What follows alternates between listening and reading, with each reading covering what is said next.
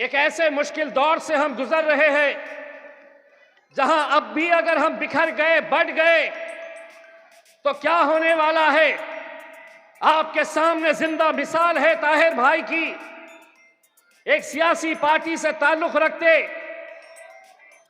महज एक आरोप की बुनियाद के ऊपर उन्हें निकालकर बाहर फेंक दिया जाता है।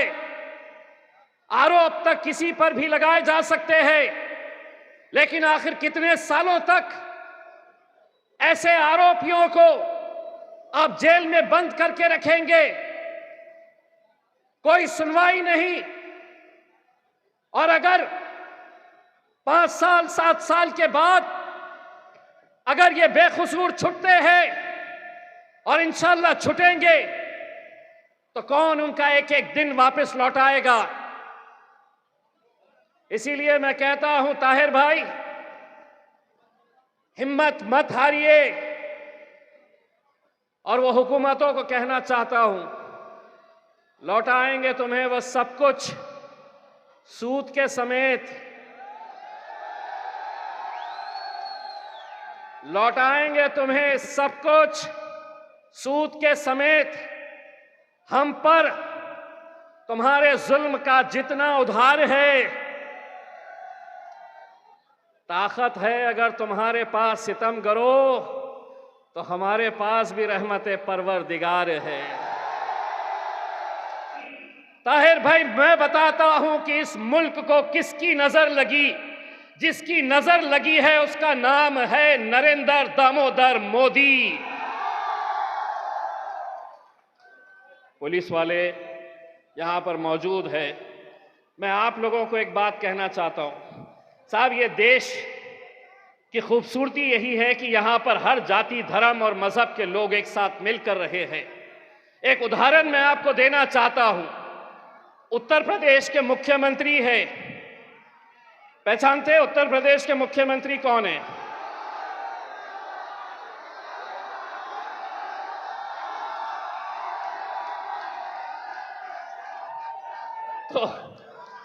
तो मैंने बोला नहीं कुछ। हवा तेज चल रही है, मैंने सिर्फ अपने बालों में हाथ फैलाया। तो उत्तर प्रदेश के मुख्यमंत्री साहब ने अभी कुछ दिन पहले एक बयान दिया था कि महाकुंभ जो हमारे हिंदू भाइयों के लिए एक बहुत बड़ा उत्सव, एक त्योहार होता है, जहां पर दुनिया भर के हमारे हिंदू भाई बहन वहां पर जाते हैं। उन्होंने एक बयान दिया था कि वहां पर मुसलमानों ने आना नहीं चाहिए, कुंभ मेले के अंदर आना नहीं चाहिए। बड़े अफसोस के साथ ये कहना पड़ रहा है। हम श्रद्धांजलि देते हैं, हम तमाम वो ऐसे हमारे हिंदू भाई और बहन जिनकी मौत हुई है वहां पर कुंभ मेले के अंदर, जो मर गए हैं वहां पर सिर्फ बद इंतजामी की वजह से बेकसूर लोग मर गए हैं। जानते हैं हमारे मुल्क की तहजीब, हमारी मुल्क की संस्कृति क्या है? जब ये लोग अपने कुंभ मेले से वापस अपने अपने घरों की तरफ जा रहे हैं तो आज यही मुसलमान जिनको कहा गया था कि तुम कुंभ मेले में नहीं आना चाहिए, वही मुसलमानों ने मस्जिदें खोल दी है, मदरसे खोल दिए हैं। खाने का इंतजाम, पीने का इंतजाम, उन्हें आराम करवाने का, ये हमारी तहजीब है। इसीलिए इस राजनीति ने, इस घटिया राजनीति के अंदर आज समाजों के बीच में दरारें पैदा करने का जो काम किया है, उसका सबसे बड़ा अगर कोई जिम्मेदार है तो वो भारतीय जनता पार्टी है। सही कहा है ताहिर भाई ने।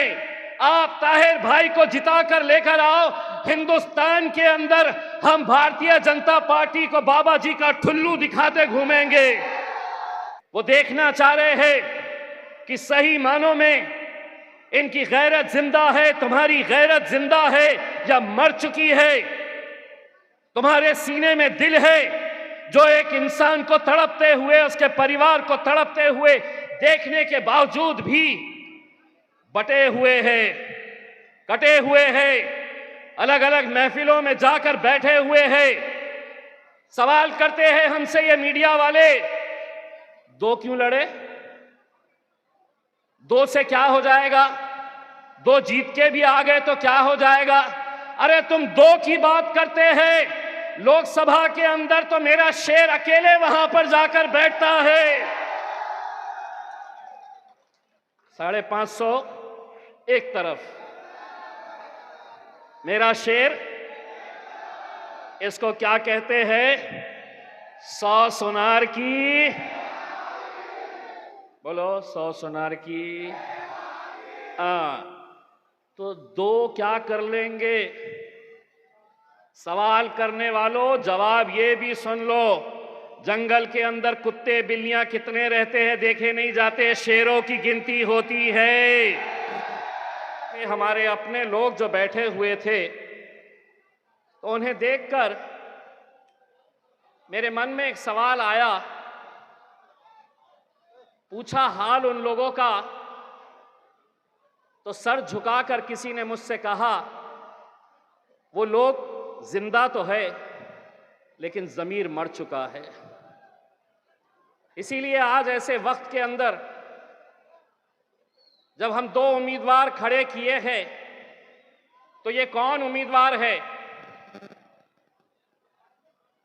ये वो उम्मीदवार है जो आपके लिए खड़े हुए थे, आपकी आवाज बने थे, चट्टान की तरह आपके सामने खड़े हुए थे ताकि आपको कुछ नहीं होना। और 5 साल से वो आपकी वजह से, हमारी वजह से, हम सब की वजह से जेल के सलाखों के पीछे बंद है। कभी तसव्वुर करिए कि उनके बच्चों पर, उनके घर वालों पर जेल का एक दिन एक एक साल के बराबर होता है, एक एक घंटा कटता नहीं है, और 5 साल एक शख्स ऐसे ही निकाल देता है। मैं कल ओखला के अंदर, ओखला की जामा मस्जिद में जुमे की नमाज पढ़ने के लिए गया। पहली मर्तबा हमारे उम्मीदवार ओखला के शिफा भाई, शिफाउर रहमान, उनको मस्जिद में आते हुए देखा। पूरे पुलिस वाले उन्हें घेरे हुए थे, मानो कोई एक दहशतगर्द को लाया जा रहा है। मैंने उसी अल्लाह की बारगाह में खड़े रहकर, उसी मस्जिद में खड़े रहकर मैंने ये दुआ मांगी कि जो पुलिस वाले आज इन्हें एक आरोपी बनाकर लेकर आ रहे हैं, इंशाअल्लाह 8 तारीख के दिन यही ताहिर हुसैन और यही शिफाउर रहमान को यही पुलिस वाले एमएलए बोलकर अपने घर तक पहुंचाने का काम करेंगे। मेरे भाई, एक ऐसे मुश्किल दौर से हम गुजर रहे हैं जहां अब भी अगर हम बिखर गए, बढ़ गए, तो क्या होने वाला है? आपके सामने जिंदा मिसाल है ताहिर भाई की। एक सियासी पार्टी से ताल्लुक रखते, महज एक आरोप की बुनियाद के ऊपर उन्हें निकालकर बाहर फेंक दिया जाता है। आरोप तक किसी पर भी लगाए जा सकते हैं, लेकिन आखिर कितने सालों तक ऐसे आरोपियों को आप जेल में बंद करके रखेंगे? कोई सुनवाई नहीं। और अगर 5 साल 7 साल के बाद अगर ये बेकसूर छुटते हैं, और इंशाअल्लाह छुटेंगे, तो कौन उनका एक एक दिन वापस लौटाएगा? इसीलिए मैं कहता हूं ताहिर भाई, हिम्मत मत हारिए। और वो हुकूमतों को कहना चाहता हूं, लौटाएंगे तुम्हें वो सब कुछ, सूद के समेत। लौटाएंगे तुम्हें सब कुछ, सूद के समेत। हम पर तुम्हारे जुल्म का जितना उधार है, ताकत है अगर तुम्हारे पास सितम करो, तो हमारे पास भी रहमत परवरदिगार है। डराया जा रहा है, इनको वोट दिए तो भाजपा आ जाएगी। पिछले 76 सालों के अंदर तुम्हारी क़यादत इसलिए खत्म हुई कि किसी के डर की वजह से तुमने अपना वोट दिया। आज तय करो तुम कि मुझे ताहिर भाई को जिताना है, और अगर ये तय कर लेते हैं कि ताहिर भाई को जिताना है तो तुम तो आने वाले नहीं। आप मतलब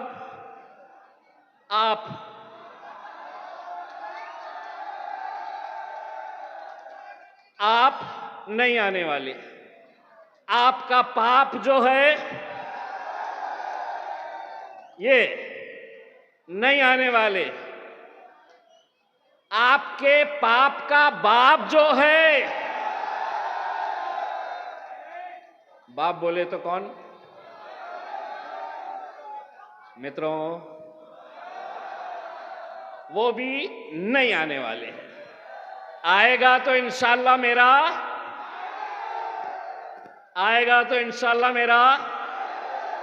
जोर से बोलो,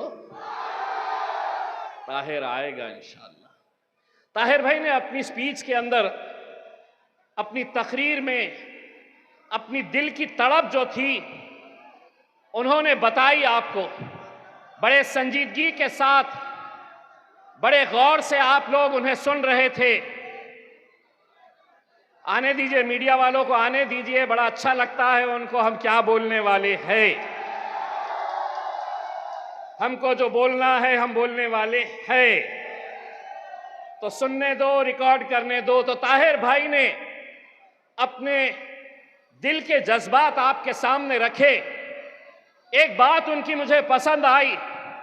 उन्होंने कहा कि मुस्तफाबाद के अंदर एक ऐसा माहौल था जहां पर आप अलग अलग जाति, धर्म और मजहब के लोगों को एक साथ मिलकर सारे त्योहार आप मनाते थे। ये मुस्तफाबाद की पहचान हुआ करती थी। उन्होंने कहा कि न जाने किसकी नजर लगी। ताहिर भाई, मैं बताता हूं कि इस मुल्क को किसकी नजर लगी। जिसकी नजर लगी है उसका नाम है नरेंद्र दामोदर मोदी। पुलिस वाले यहां पर मौजूद है। मैं आप लोगों को एक बात कहना चाहता हूं। साहब, ये देश की खूबसूरती यही है कि यहां पर हर जाति, धर्म और मजहब के लोग एक साथ मिलकर रहे हैं। एक उदाहरण मैं आपको देना चाहता हूं। उत्तर प्रदेश के मुख्यमंत्री है, पहचानते हैं उत्तर प्रदेश के मुख्यमंत्री कौन है?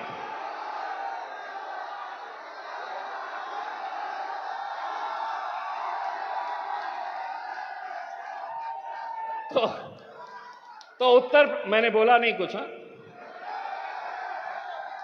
हवा तेज चल रही है, मैंने सिर्फ अपने बालों में हाथ फैलाया। तो उत्तर प्रदेश के मुख्यमंत्री साहब ने अभी कुछ दिन पहले एक बयान दिया था कि महाकुंभ जो हमारे हिंदू भाइयों के लिए एक बहुत बड़ा उत्सव, एक त्योहार होता है, जहां पर दुनिया भर के हमारे हिंदू भाई बहन वहां पर जाते हैं। उन्होंने एक बयान दिया था कि वहां पर मुसलमानों ने आना नहीं चाहिए, कुंभ मेले के अंदर आना नहीं चाहिए। बड़े अफसोस के साथ ये कहना पड़ रहा है। हम श्रद्धांजलि देते हैं, हम तमाम वो ऐसे हमारे हिंदू भाई और बहन जिनकी मौत हुई है वहां पर कुंभ मेले के अंदर, जो मर गए हैं वहां पर सिर्फ बद इंतजामी की वजह से बेकसूर लोग मर गए हैं। जानते हैं हमारे मुल्क की तहजीब, हमारी मुल्क की संस्कृति क्या है? जब ये लोग अपने कुंभ मेले से वापस अपने अपने घरों की तरफ जा रहे हैं, तो आज यही मुसलमान जिनको कहा गया था कि तुम कुंभ मेले में नहीं आना चाहिए, वही मुसलमानों ने मस्जिदें खोल दी है, मदरसे खोल दिए हैं। खाने का इंतजाम, पीने का इंतजाम, उन्हें आराम करवाने का, ये हमारी तहजीब है। इसीलिए इस राजनीति ने, इस घटिया राजनीति के अंदर आज समाजों के बीच में दरारें पैदा करने का जो काम किया है, उसका सबसे बड़ा अगर कोई जिम्मेदार है तो वो भारतीय जनता पार्टी है। सही कहा है ताहिर भाई ने, आप ताहिर भाई को जिता कर लेकर आओ, हिंदुस्तान के अंदर हम भारतीय जनता पार्टी को बाबा जी का ठुल्लू दिखाते घूमेंगे, पूरे हिंदुस्तान में दिखाएंगे। आज सिर्फ पूरा मुल्क ही नहीं, मुल्क के बाहर जितने लोग हैं वो आज मुस्तफाबाद और ओखला के ऊपर नजर लगाए हुए हैं।